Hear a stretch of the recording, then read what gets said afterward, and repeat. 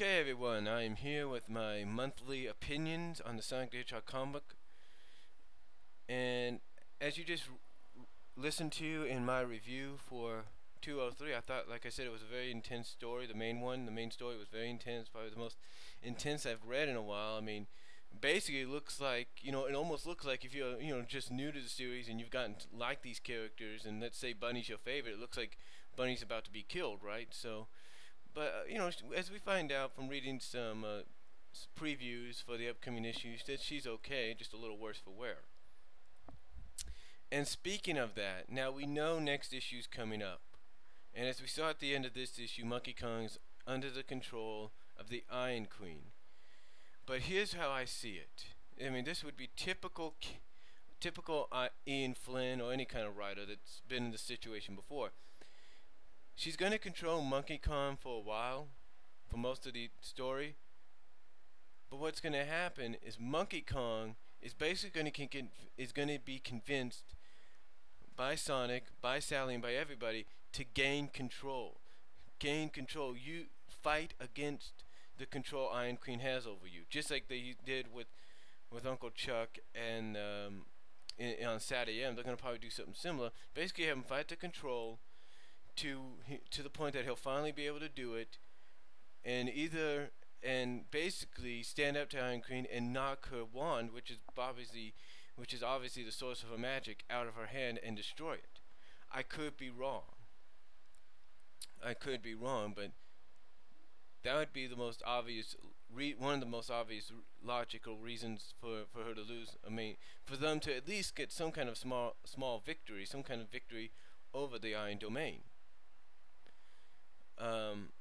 And also would explain why Robotnik's coming to town, you know what I mean?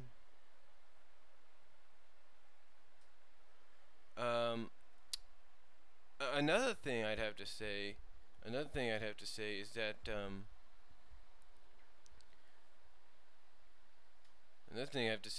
the whole Bunnie and Julie-Su deal, I think what's going to happen with Bunnie is there's going to be two things, and I was just thinking about this for a while.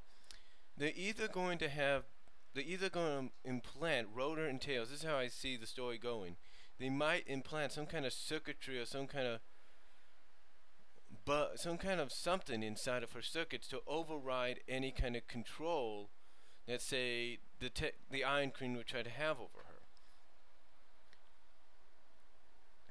her. That's how I see it. She basically tried to take over. Basically, kind of put. I mean, let's go back to issue 29 if you can remember that. Issue 29. Remember what Rotor put in the back of Sally's ear when she volunteered to get herself roboticized to basically become like a spy on the inside for a while of Robotnik's fortress. He basically put like an overrider, if you will, some kind of neo overrider. I would not be surprised if that's what happens. They put some kind of neo overriding thing inside her circuitry so it doesn't happen again. Either that, or they coat her circuitry with some kind of special prosthetic coating. Either they give her new limbs that look just like what she had before, but have circuitry but have some kind of special coating that prevents any kind of control from anybody,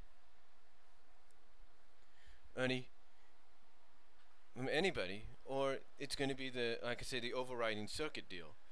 It's going to be one of those two things. I could see it because you just can't take a character like Bunny Rabbit and retire her because she can't fight.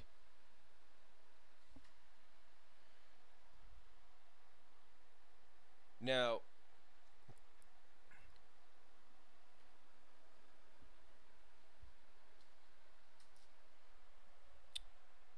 as far as the Espio saga goes about this, I don't think it's going to be that much longer for Espio to be a traitor or anything. I think he's going to end up turning good. Honestly, I don't know exactly what the writers like Ian Flynn and anybody else told Sega of how they're going to do this. But if they could get away with him being a traitor for right now, then Sega obviously knows it's not going to be forever.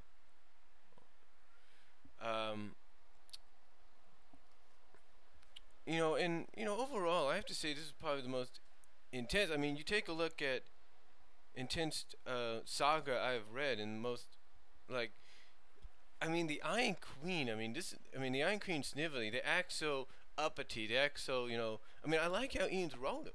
It's basically written them. Like they're also better than everybody like else, and that the Mobians, the freedom fighters, are like nothing. Like, oh, we could just pat them away with our hand. It'd be too easy. We could just swat them away, and that's it. They won't bug us again. The Iron Queen, I got a feeling next issue is going to find out exactly what Monkey Kong was trying to tell her. That these freedom fighters can definitely be more than you can handle, and you're going to be in for a fight. I do know this, because I kind of figured it out in my head when I went to go see the Power Team tonight on my way there.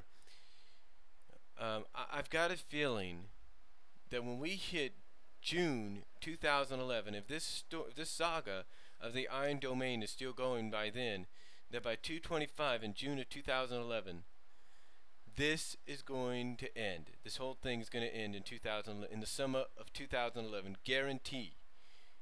I got a feeling. I've got a feeling because I think what's going on, and it's just my opinion. I think what they're doing is buying Sega a lot of time to come up with a new game, Sonic the Hedgehog game with Robotnik as the main villain. So I think that would be the only way this would come to an end. I mean, I think that's what it could be. I mean, I could be wrong, but yeah, the whole Iron Domain thing I don't think is going to last much longer, except probably up to summer 2011, in June of 2011. I think that's when it's going to end in issue 225. I could be wrong. I could be wrong. Because there are times I'm right and sometimes I'm wrong. Everybody makes mistakes every now and then. But overall, I have to say that, like, again, this entire Iron Domain thing, it's pretty good. I gave Ian a lot of credit. When you try to bring in a new villain to take the place of a villain that's been your main villain like Eggman was since about issue 75, it's hard. You don't know exactly who to bring in and who's going to be good. And honestly, I've said it before and I'll say it again. And I think what's going to happen is this whole Iron Domain Dragon Kingdom deal, like I said, is going to come to an end possibly by 225, which will occur, believe it or not, in June of 2011. And I believe what's going to happen is, if it does happen then, or even beforehand, or even way afterwards, let's say 2 more years later in 2013 possibly, with 250 or something like that, what I think's going to happen, I think it's going to be sooner than that, because I don't think this Iron Domain thing is going to last much longer. It's going to be either 2011, summer 2011 or 225, or it's going to be sooner. What's going to happen is Regina and Snively are going to go back to being sub-bosses or servants for Robotnik, because Robotnik, Eggman, I've got a feeling he's going to get back into power. He's going to see what Snively has been up to. He's going to take control once again, find a way, and the Iron Queen and Snively are basically going to have to serve him again. Another thing I think could happen too, how to end this, is that one of the techno mages that helped raise Regina, the Iron Queen, when she was a kid, is going to show up. And they're basically going to explain to her that we raised you and trained you in these magics and everything, but we did it so you could do it for peace, to help people, not to control things. Not to control things, to destroy people, but to help you. I think that could be one of the reasons. I could be wrong. I believe that's how it could end. One of the ways it could end. Another way, like I said, is, they can end up being defeated and they can go back being servants to Robotnik again. That's the way I see it. One of those two ways. But overall, I definitely like the story arc right now. It's pretty good. Like I said, I give Ian a lot of credit. I mean, some people will say it's kind of like on the borderline, especially with the Espio thing. Some people, probably will be a little upset at the fact that, Bunnie was Ian almost hinted at the fact that Bunnie was going bad on the cover of 203, but in fact, almost made it look like she was going to get killed. Like I said, like I said earlier, I definitely see two things happening with her getting back into battle. I see her and Julie-Su either getting these two some overriding circuits or something like that planted into them or put it into them so that into the circuitry so that the Iron Queen doesn't take command, or they get some kind of special coating like prosthetic coating that protects the circuitry from being taken. Basically, will protect the circuitry in them and prevent the Iron Queen from trying to take control. But overall, that's really all I have to say in my monthly opinions of the Sonic the Hedgehog comic book. The Sonic Universe one, I've actually read the Mobius 30 years later, just in closing, and the two issues, the first two ones, were pretty good. You know, I'll give Ian credit; they're pretty darn good. Can't wait to see what the third one's going to be like, and hopefully I'll subscribe to it by then, so I don't have to read it offline. I mean, online. But they were pretty good, so that's all I have to say right now. And that's all for my monthly opinions. You got any comments? Just let me know.